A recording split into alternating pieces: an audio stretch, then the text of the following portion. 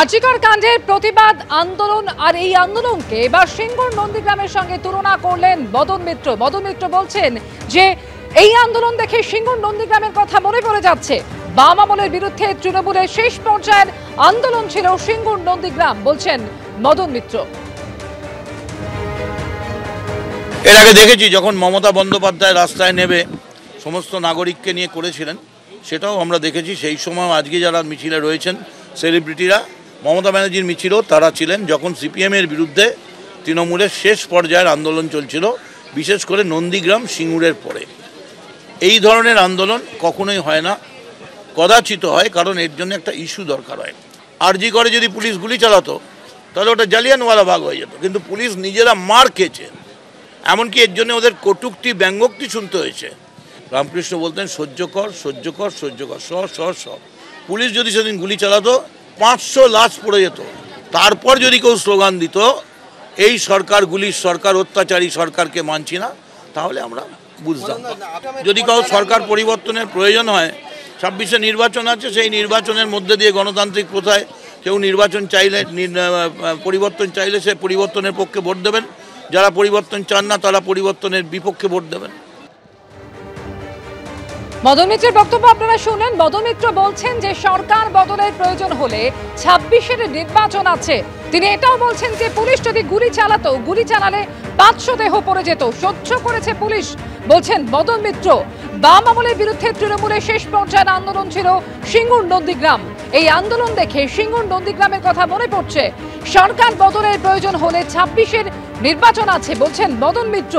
তিনি আরো বলছেন যে গুলি চালালে 500 দেহ পড়ে যেত, অর্থাৎ পুলিশকে কার্যত সমর্থন করেছেন। আরজি করে হামলা নিয়ে সরকারের পাশে দাঁড়িয়ে পুলিশকে সমর্থন মদন মিত্রের।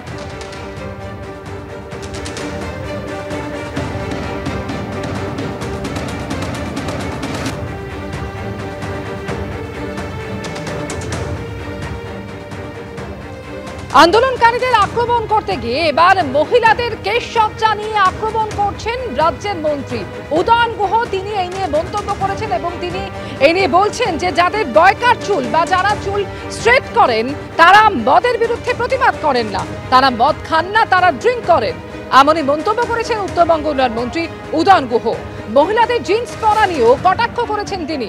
বাংলাদেশের প্রসঙ্গ টেনে এনেছেন উদয়ন গুহ। যারা জিন্স পরেন, যারা বয়কট চুল সেলুনে গিয়ে করেন বা চুল স্ট্রেট করেন, তারা কেউ মদের বিরুদ্ধে আন্দোলন করেন না, তারা কেউ আইপিএল এর বিরুদ্ধে লড়াই আন্দোলন করেন না, তারা কেউ লটারি টিকিটের বিরুদ্ধে আন্দোলন করেন না। কারণ শহরের মানুষ তারা মদ খান না, তারা ড্রিঙ্ক করেন। ড্রিঙ্ক করলে অসুবিধা নেই, মদ খেলে অসুবিধা। কিন্তু হাসিনাকে দেখে তোমাদের মুখে যদি হাসি ফোটে, সেই হাসি কি করে বন্ধ করে দিতে হয় তৃণমূলের নেতা কর্মীরা সেটা জানে। সেই কথাটা মাথায় রেখে সাবধানে আন্দোলনকে এগিয়ে নিয়ে যাও। দোষীদের গ্রেপ্তার করুক, দোষীদের সাজার বন্দোবস্ত করুক, আমরাও তোমাদের আন্দোলনকে সমর্থন করব। কিন্তু যদি অরাজকতা সৃষ্টি করতে চাও, যদি নৈরাজ্য সৃষ্টি করতে চাও, রাস্তায় নেমে তাকে প্রতিহত করবার রাস্তা আমাদের জানা আছে। কি করে সেটা প্রতিহত করতে হয় বাংলার মানুষ সেটা জানে। ওনার বাড়িতে নিশ্চয়ই কোনো মা বোন নেই, উনিও একজন কারুর পেটের সন্তান।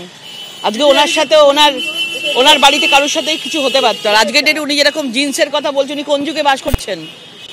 উনি কোন যুগে বাস করছেন? আজকে ওনাদের সাংসদরা বা ওনাদের এমএলএরা যে ধরনের মানে জামা কাপড় পরে, যে ধরনের আধুনিকতা দেখায়, আজকে তিনি সেই সব কথা বলছেন। আজকে কোন যুগে বাস করছেন? মানে এইসব লোকেদেরকে মানুষের হাতে ছেড়ে দেওয়া উচিত।